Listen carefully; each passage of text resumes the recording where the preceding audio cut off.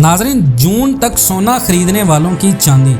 सोने की मकामी और आलमी मार्केट में सोने की कीमत में करीबन इजाफा काफ़ी दिनों से देखा गया। आलमी मार्केट में सोना करीबन $2 महंगा होकर $1,926 फ़ी औंस पर पहुंच गया है, जिसका असर मकामी सराफा बाज़ार में भी हुआ है।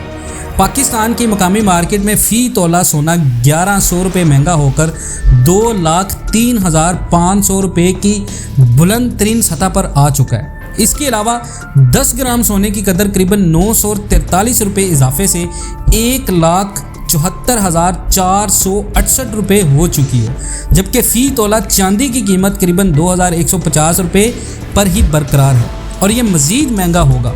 IMF का स्टाफ लेवल मुआहदा अभी नहीं हुआ और इम्कान नज़र आ रहे हैं कि पाकिस्तान के अंदर जितने भी लोग सोना खरीद रहे हैं वो फ़ायदे में रहेंगे जब तक पाकिस्तान का IMF के साथ स्टाफ लेवल मुआहदा नहीं होता।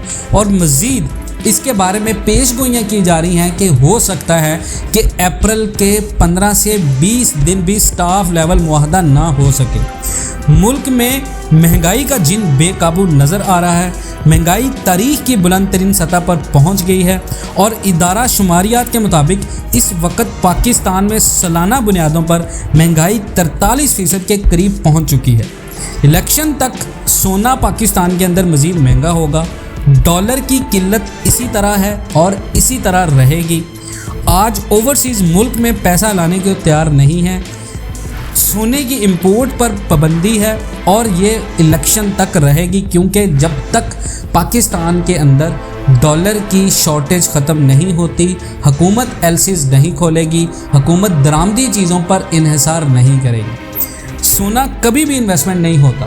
पाकिस्तान के अंदर सोने को कभी भी इन्वेस्टमेंट के तौर पर इस्तेमाल नहीं किया जाता, लेकिन पाकिस्तान की मुआशी बदतरीन हालत और पाकिस्तान की मुआशी खदशाली की वजह से लोगों ने सोने को इन्वेस्टमेंट के तौर पर इस्तेमाल करना शुरू कर दिया है, जिसका बड़ा सबूत ये होता है कि सोना महंगाई में आपके पैसे को डी वैल्यू होने से बचाता है।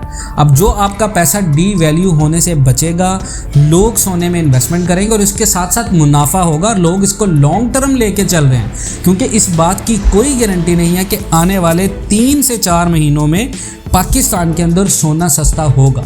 नाज़रीन, अगर आप इन तमाम बातों से इत्तफाक करते हैं, पाकिस्तान एंड वर्ल्ड टीवी पर नए हैं, चैनल को सब्सक्राइब ज़रूर करें। मिलते हैं नेक्स्ट वीडियोज़ में, तब तक के लिए अल्लाह हाफ़िज़।